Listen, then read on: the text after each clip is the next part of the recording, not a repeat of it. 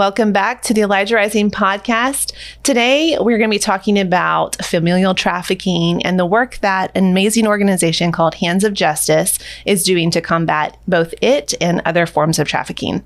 Today, I'm joined by Carrie. She's a lead advocate with Hands of Justice. And why don't you tell us a little bit about what Hands of Justice does? So at Hands of Justice, we kind of like to bridge that gap between what people like to think of as residential care and for people who are just trying, because residential care is great. We obviously think organizations that have residential care are amazing. We partner with 4 different organizations in the area, but a lot of people, unless they're willing to give up their jobs and their homes, and if they have a spouse or children or a pet, they can't go into residential care. So we offer economic empowerment and support services for survivors, both male and female, who are just trying to get through life. It's amazing. You guys do so much, and I hope that we'll unpack that a little bit more as we go through. But the piece that you guys bring to the table is so needed, and it's just such a gift to the city. So many people who don't have an understanding of human trafficking think that one of the main reason people relapse is drugs. And they think, the number one reason why people relapse is drugs. At Hands of Justice, we firmly believe that the number one reason people relapse is lack of economic empowerment. They get out of the life, they have no skills, they oftentimes have no documents, and they don't have the ability to get a job and support themselves. And so we try to kind of come in and fill that gap. We have a dignity boutique where people can come and receive free clothing and toiletry items to help with just, a lot of times people escape with the clothes on their back, but also if they need something for interviewing or need clothes for a job, we offer that to people. We have a myriad of different support groups for both men and women. We have support groups in the evening. We are starting a support group during the days for our thought processes that maybe somebody might need it during their lunch hour and they don't have the ability to log in at night and do a support group if they have small kids. So we're starting that. We have support group for men as well. And we partner with 4 different organizations in the area and who are safe houses, and we offer support group services to them, as well as people who are just living their lives and need support and encouragement. I personally lead 3 of those, and then we have other people that lead the other ones as well that are amazing at it. And it's my favorite part about my job is leading those support groups and getting to work one-on-one with survivors and help them to become overcomers. Amazing. Well, so tell us a little bit about how you got involved with Hands of Justice. Okay, I love to tell this story. It's one of my favorite stories of all time because I get to brag on God a little bit. So I was drawn to work with 2 different anti-trafficking organizations years before I ever self-identified as a trafficking victim. God just put them on my heart to start volunteering. I met a few women, and God just gave me this tremendous amount of love for them, and I wanted to pour into their lives. So I was volunteering on a pretty consistent and regular basis. And one of those women that I met, she was in a safe house when I met her, asked me to be her +1 at a Hands of Justice fundraising event. And so I went to the event to support her. However, I was sitting at the table that was full of the speakers and the overcomers. And throughout the night, people from the stage would point at our table and they would say, these amazing overcomers, they're so brave and they're so strong. And they would just brag on everybody at the table. And I immediately got annoyed by that. I just was so annoyed and so uncomfortable in my skin. And I'm sitting there and I'm smiling. And then I asked myself the question, I was like, God, why is this bothering me so much? Like, why am I getting annoyed by that? Because I kept saying to myself, I'm just a victim of childhood SA. I'm not a victim of trafficking. And so I just sat there at the gala, at the table, and I asked God, why is this annoying me so much? And so I self-identified as a trafficking victim at a Hands of Justice event. Wow. That night, I called my friend and said, I believe that I was trafficked. And she gave me Becca, our founder's phone number. I called Becca. She answered. And she got me connected with a support group. And that is how I first got introduced to Hands of Justice, was at their event. I self-identified there, and then I got plugged into a support group. I lead that very support group now that I once participated in as a survivor. Wow. And I get goosebumps every time I tell this story, and I have them now. And I've told this story so many times because, like I said, I love to be able to brag on God and what he did for me. But he built me a support structure before I ever knew I would need it. Yeah. And I had this ironclad support structure of people who themselves had been trafficked, who I'd been pouring into, who I loved with this godly love. And I had organizations that were willing to support me and help me along my healing journey. So as I grew in my healing, my role at Hands of Justice grew as well. And I started out as the substitute group leader to the group that I attended, and then to one other one as well. And then after a while, then I just became group leader. And then as things progressed along and more and more healing happened, I ended up being an assistant advocate. And now my title is technically lead advocate, but I don't like to be like, I'm the lead. That's not what that's about. Yeah. And so now, I get to offer advocacy services to survivors, as well as lead these support groups. Incredible. What an incredible story. I actually have never heard that. So I'm like blown away. Yeah. And I think that goes to show, even to our listeners, I think sometimes in this field, we think, oh, everyone's heard about trafficking or everyone understands, and there's so many, the vast majority of people actually do not understand. They don't. Yeah. They so don't understand the importance of awareness, and then for people just like yourself who have a lived experience and going, wait a minute, that's me, you know? And almost every time I speak, someone in the audience self-identifies as a victim of trafficking. Yeah. And I think that for everyone that comes forward and says, oh my gosh, there's people in the audience that aren't coming forward because they don't feel free to do that. Yeah. Specifically, I've only met very few victims of familial trafficking that are willing to speak out because of just the dynamics with the family and all the guilt and shame and fear that goes into that. So that God has given me this level of freedom and to be able to speak and to be able to speak without fear, without shame or self-loathing, I think is just my honor and my privilege to be able to pour into others. And my life verse is Isaiah 61:3, and it's like, talks about beauty for ashes. And this is my beauty for ashes every single day. That's amazing. That I get to pour into other overcomers and help them along their healing journey. Yeah. You're like a beacon, like, come this way, right? You're like casting the light. And so you mentioned familial trafficking, it's something that I think a lot of people either aren't familiar with that term, understand what it means, or even don't believe that it happens in the United States. Would you mind unpacking that for us a little bit? I would love to. So familial trafficking, as like a definition, is the exploitation of a child at the hands of their family, either through labor trafficking or sex trafficking. So if you think of a child in a sweatshop in Indonesia, that's a form of familial trafficking. Their parents have sold them to this sweatshop, and everybody's familiar with that kind of idea of trafficking. We oftentimes in America, we think of familial trafficking as something that might happen overseas, where parents might feel they're forced to sell one of their children to sex trafficking in order to support the rest of the family. Yeah. But what I've discovered in my work, and as I might speak,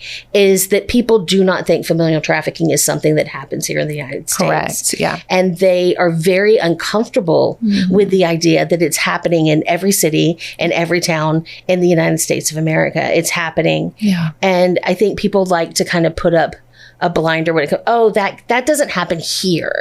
And so that's why I feel that it's so important for me to speak whenever God gives me opportunity, because I can tell people it does happen here. Yeah. It happened to me, and it happened to my sister as well.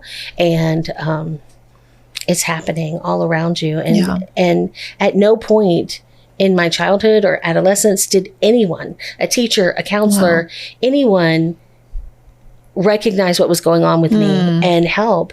And I exhibited every single trauma response you would expect a child to exhibit if they're being trafficked at such an early age, and nobody helped. Nobody.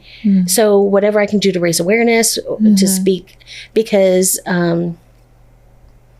sometimes I think of it like this. Have you ever had a family member or somebody you know that had a health issue, but they don't want to go to the doctor because they don't want to know? They're like, if I go to the doctor, then it becomes real. Right. And so I'm not going to go to the doctor. I'm just going to suffer and deal. I feel like a lot of people act that way when it comes to trafficking. Yeah. If I don't know about it, So true. if I don't educate myself on it, then it's not real, and I don't have to worry about that as much because that happens to other people. Right. And so I get to be that mirror and hold it up and show people like, this is happening. Yeah. This is happening. And just because you might, just like if you ignore a tumor, it's not going to go away. Yeah. Just if you ignore trafficking, it doesn't mean it's going to go away. Yeah. And it doesn't mean that your family members or yourself are exempt from it. Right. It just means that you're all the more likely to maybe end up a prey or a victim, or your family member, because you're not educating yourself to the dangers. Yeah.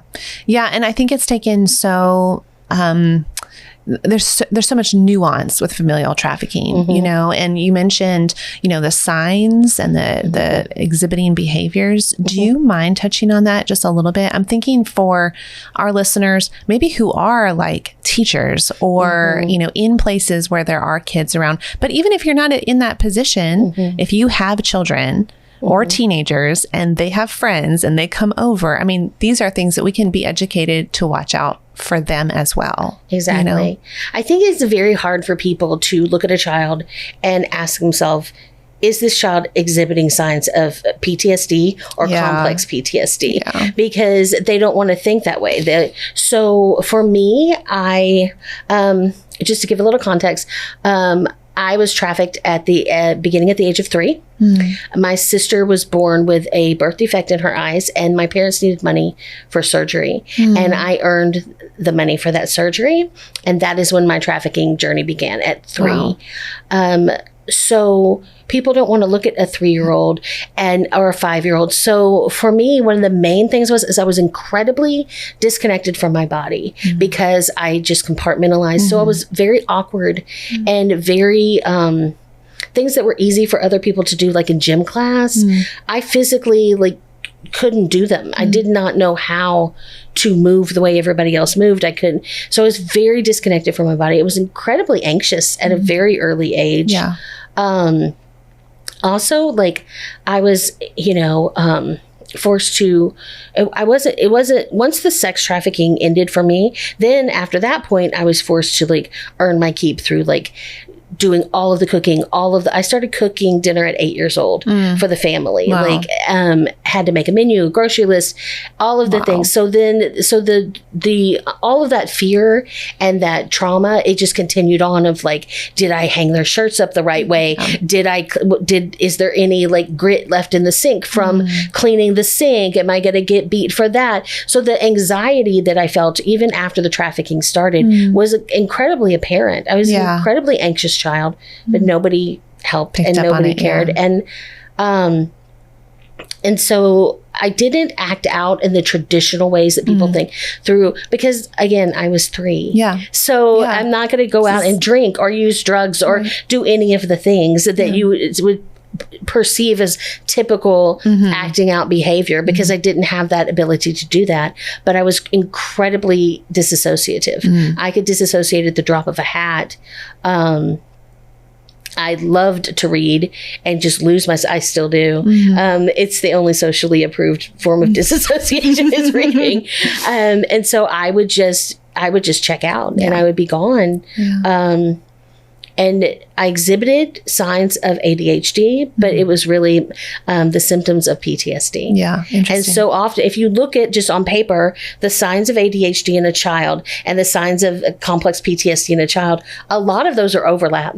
And so be so quick to believe, oh, my Sure. child has, or this child, Yeah. a teacher, an educator, this child has ADHD. Let's get them medicated. It's going to fix it. Right. Instead of thinking, okay, could this be a trauma response?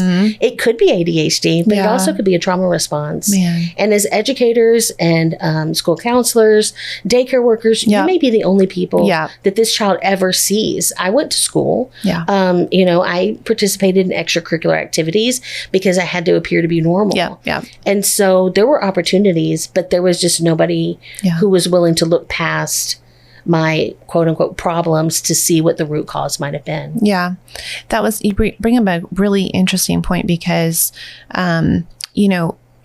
children who are familial trafficked are vast majority are going to school, they're going to church, even they're traveling, they're doing some quote unquote like normal things, but maybe behind closed doors, things are not as they seem. And so I think that's another misconception that we can break down for people because you think, oh, well, they're just at a hotel room or they're like locked away somewhere. Yes. That's not the case at all. They're all around us. Right.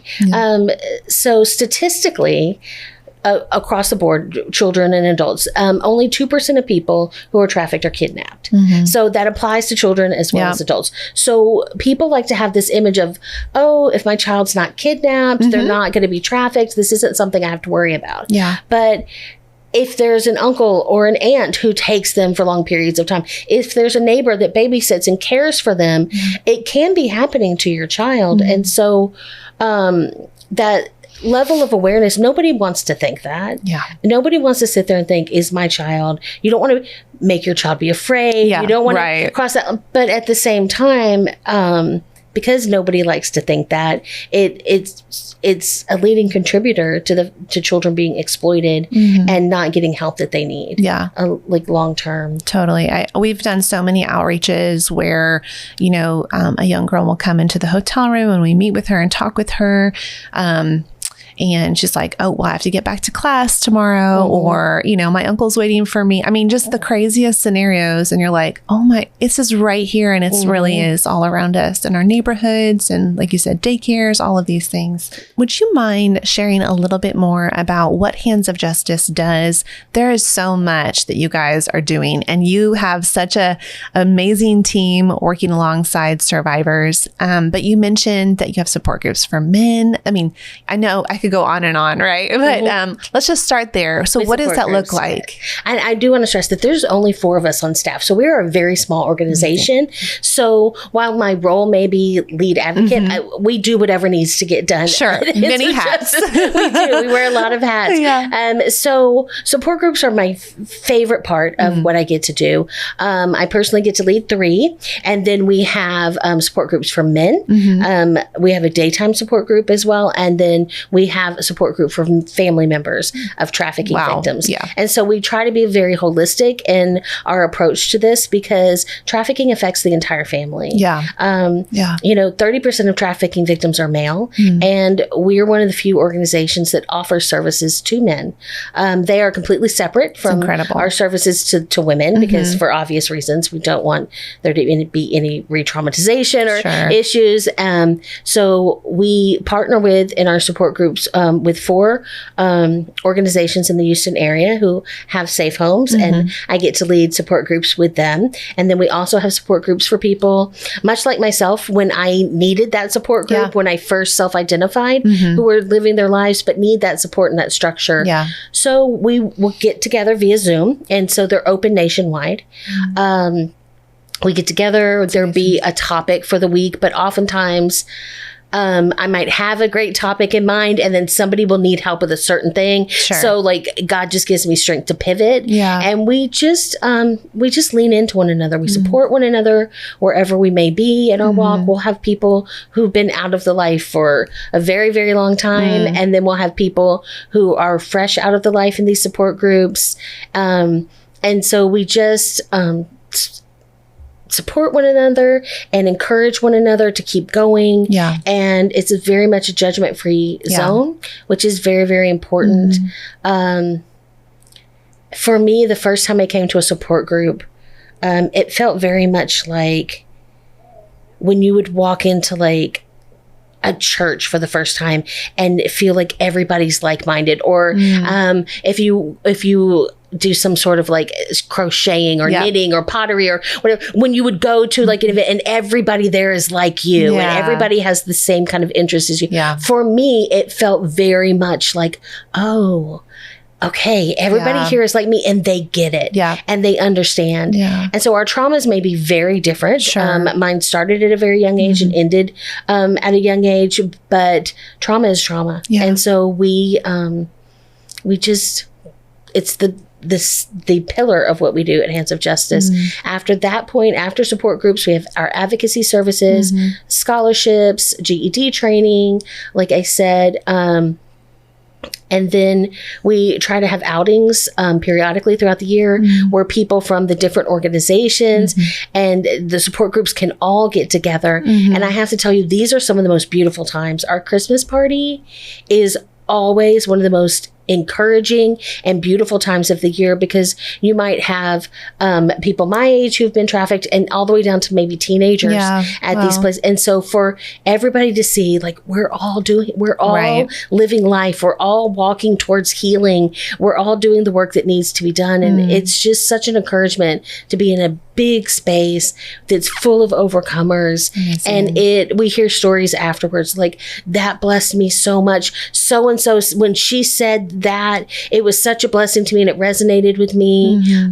These type of things are just so very important for overcomers, because we with PTSD, and especially complex PTSD, comes hypervigilance, not having felt safety, and so to walk into a space where everybody is the same, and nobody's going to judge you for keeping your head on the swivel and making sure you're, and we're all just going to be there together and support one another. It's just, we get to comfort others with the comfort we've been given of God, and that's, to me, is amazing and beautiful. And it's hard, it's exhausting, but it's the best part of my job, and I love it so much. It's so important, because I think that trauma isolates, whether you've lost a loved one or you've been through something that you've been through, trauma is isolating. You don't feel, not everyone gets it. Not everyone gets it. Not everyone has been through it. And it's something that if you can be in a room or on Zoom, right, with other people who have the same kind of experiences as you don't have to explain yourself. You don't have to defend yourself. None of that. All that goes away. And if it seems like it would be a place where survivors can truly kind of relax, be themselves. It's just incredible what you guys are doing, and that you have support groups for men is so unique. And then for the family as well, I can just see how powerful that would be. Right. Because, only 1% of people trafficked ever make it out. So so I'm sitting here representing, for me being out, there's 99 people behind me that never do. Well, those are 99 people with families. And they need support, and they need to be with somebody that can, and they go, oh, you too, you do that too, you worry too, you do all of that. It's just so validating, and it's something that's just a beautiful thing to come out of a tragedy of your child being in the life, to be able to have people that support you and come beside you and you can form bonds with. It's an amazing thing, and it's so needed. And we are one of the few organizations that does have the services for men, like you said, but also the family as well. And it's incredible. Just very important. And I want to touch on another thing really quick. So you mentioned that you work with all the safe homes in the city, of which there are 4, right? Not very many. There are not. Even in a big city, So that has been a real blessing, I know, to Elijah Rising, I'm sure to the others, so we can have a safe space where the residents in our care can meet up with other survivors and say, okay, I'm not alone. I'm not a weirdo, right? Because I'm in this home or in this program. There's other people who are at different stages of life.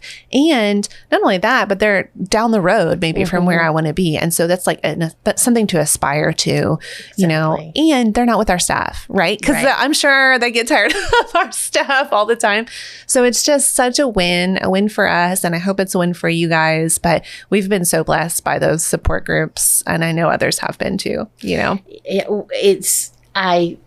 Again, I love it. And I do think that obviously we come aside and we partner with safe homes and residential care facilities.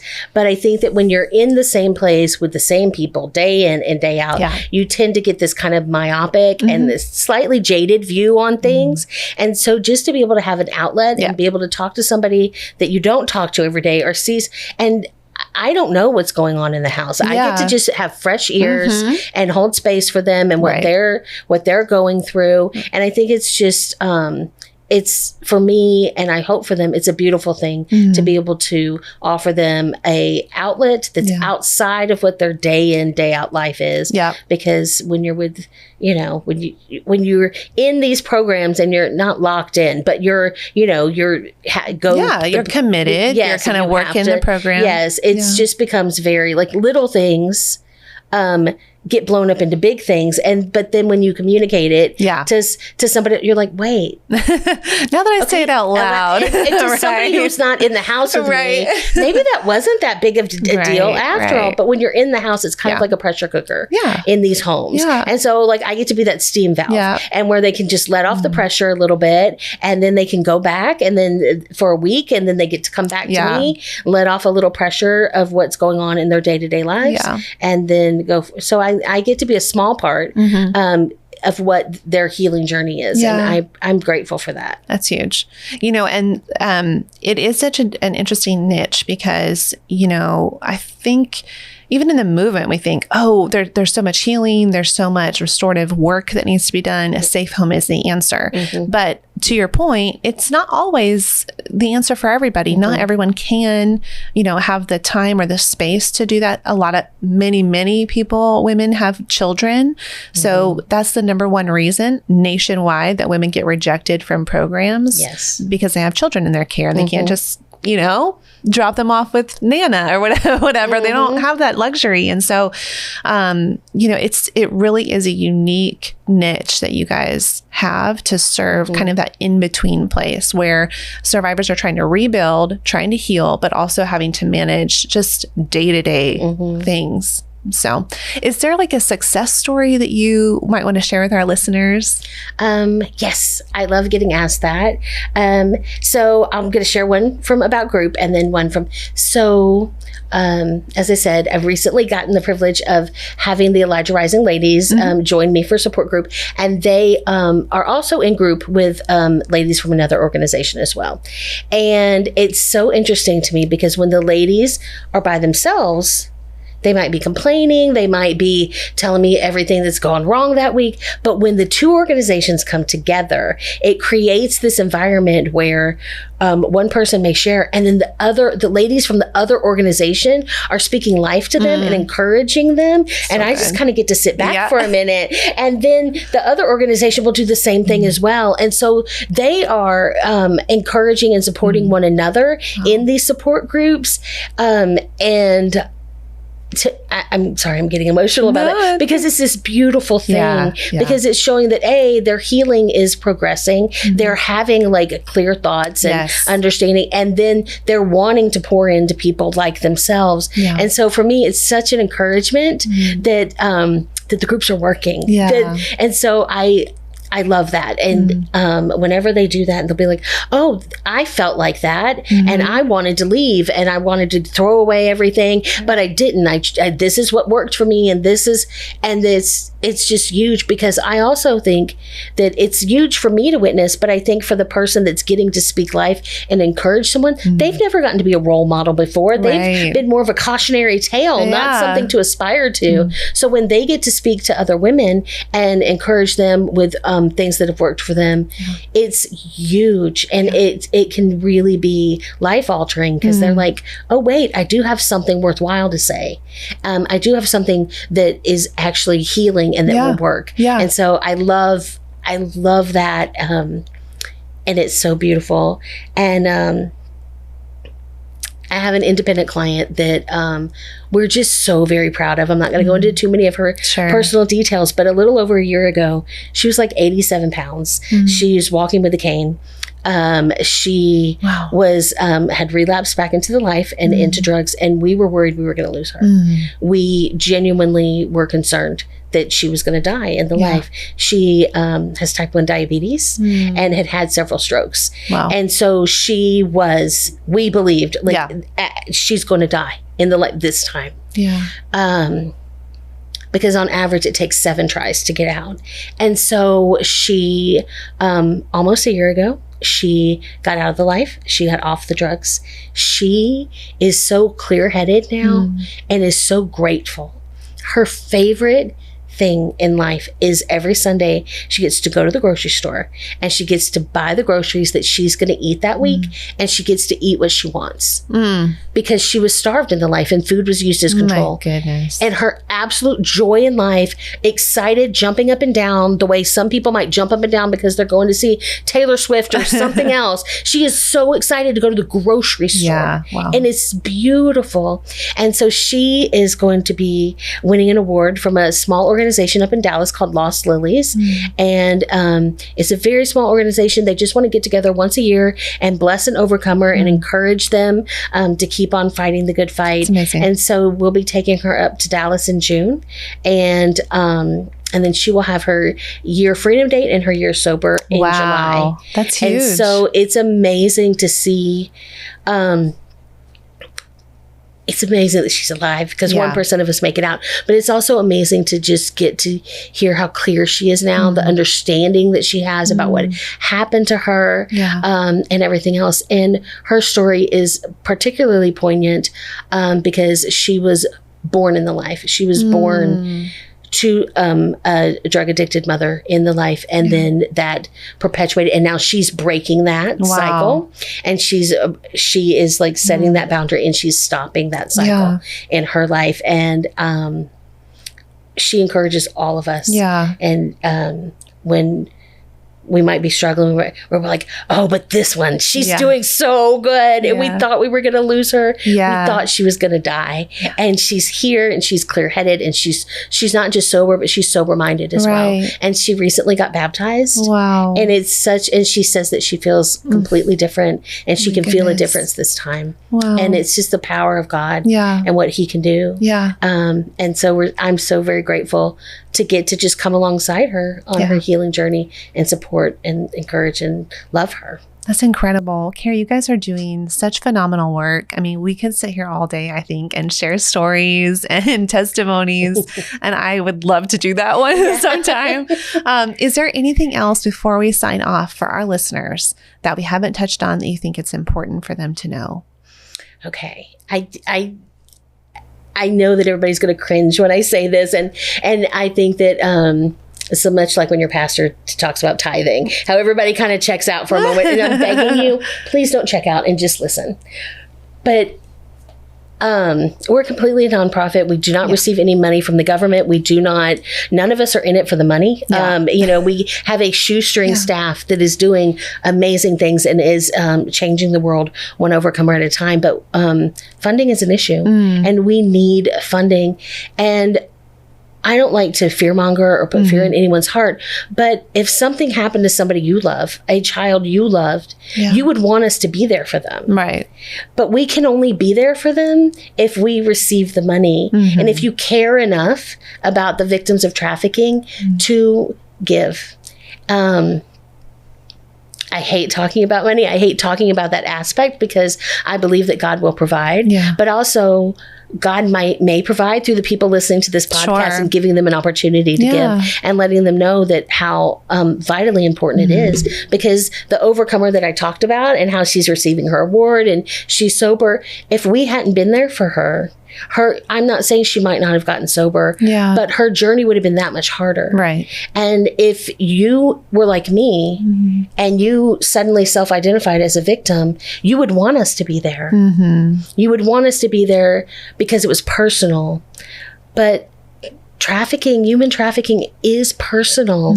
Just because it doesn't affect you personally, it doesn't mean that it's affecting people that you see every day. It's affecting people that you know, but you just don't hear about it. Yeah. And so the only way for trafficking to, for the battle to be fought is for people to care and to volunteer and to serve. But also sometimes people just need to care by logging on and making a donation. And you don't have to do what I do. You don't have to do what y'all do. Sure. You can care. Yeah. And so I think that's an important thing to bring up, as much as it's cringy and I don't want to, but we can only continue to do what we do if people keep the lights on, because we do have a facility. We do have a building. As much as, there are people who are volunteering and would be in the fight, but in order to effectively do what we need to do, we have to have that facility. Yeah. And so I just want to encourage people to really ask God what God might have for them in that way. And encourage people to sign up for our newsletter, go on our website. My personal testimony was filmed for YouTube a few months back.